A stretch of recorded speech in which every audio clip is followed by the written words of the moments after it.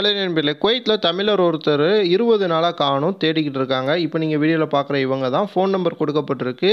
கண்டிப்பாக உங்கள் நண்பருக்கும் இதை தெரியப்படுத்தி இவரை பற்றிய தகவல் தெரிஞ்சிச்சுன்னா கால் பண்ணி சொல்லுங்கள்.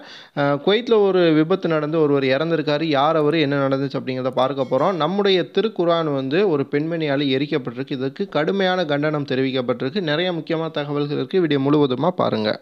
முதல் செய்தி, இப்போ நீங்கள் வீடியோவில் பார்க்குற இந்த நபர் நம்முடைய தமிழகத்தை சார்ந்த கன்னியாகுமரி மாவட்டம் களியாக்காவிலையை சேர்ந்த சகாயராஜ் அப்படிங்கிறவங்க. கடந்த 20 நாட்களாக இவர் எங்கே போனாங்க அப்படிங்கிறதே தெரியலை. இவர் பற்றிய தகவல்கள் ஏதாவது தெரிஞ்சிச்சுன்னா ஸ்க்ரீனில் தெரியக்கூடிய 822008600502 இந்த நம்பருக்கு கால் பண்ணி சொல்லுங்கள். இவரை அவருடைய குடும்பத்தோடு சேர்ப்பதற்கு நாம் முயற்சி செய்வோம். வீடியோவை குவைத்தில் இருக்கக்கூடிய உங்களுடைய நண்பர்களுக்கும் அனுப்பி வைங்க. யார் என்ன அப்படிங்கிற தகவல் தெரிஞ்சிச்சுனாலும் கமெண்ட் பண்ணுங்கள். அடுத்த தகவல், சவுதியினுடைய பிசா அப்படிங்கிற பாலைவனத்தில் 2 பேர் சிக்கி அந்த பாலைவனத்திலே உயிரிழந்திருக்காங்க. 2 பேருமே சவுதி குடிமகன்கள் அப்படிங்கிற தகவல்கள் மற்றும் தற்போது வெளியாக இருக்குது.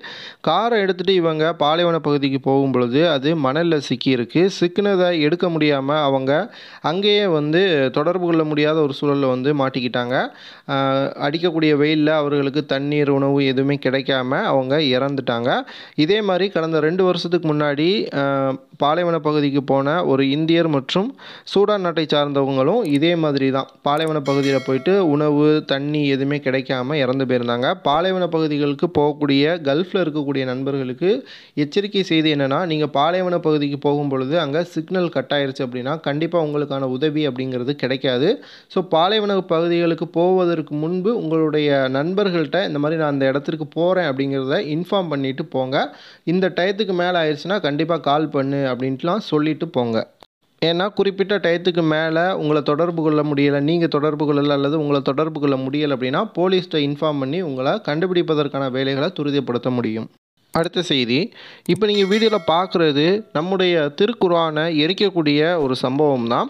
அதாவது இது எங்கே நடந்திருக்குன்னா அமெரிக்காவில். இந்த பெண்மணி என்னென்னா கிறிஸ்டியன்ஸை அங்கே இருக்கக்கூடிய இஸ்லாமியர்கள் கடத்தி கொண்டு போய் கற்பழிக்கிறாங்க, ஹேட்டை பிரச்சாரம் பண்ணுறாங்க, அதாவது வெறுப்பு பிரச்சாரம் பண்ணுறாங்க அப்படிங்கிற மாதிரி இவங்க குரானை எரித்து இனிமேல் டெக்சாஸில் இஸ்லாமே இருக்கக்கூடாது அப்படிங்கிற மாதிரி சொல்லி வீடியோ வெளியிட்டிருக்காங்க. இவங்க அந்த நாட்டினுடைய ரிப்பப்ளிக்கன் பார்ட்டியினுடைய ஒரு காங்கிரஸ் வேட்பாளராக இருந்திருக்காங்க. இவருடைய இந்த செயல்பாடு தற்பொழுது மிகப்பெரிய கண்டனத்தை ஏற்படுத்தியிருக்கு.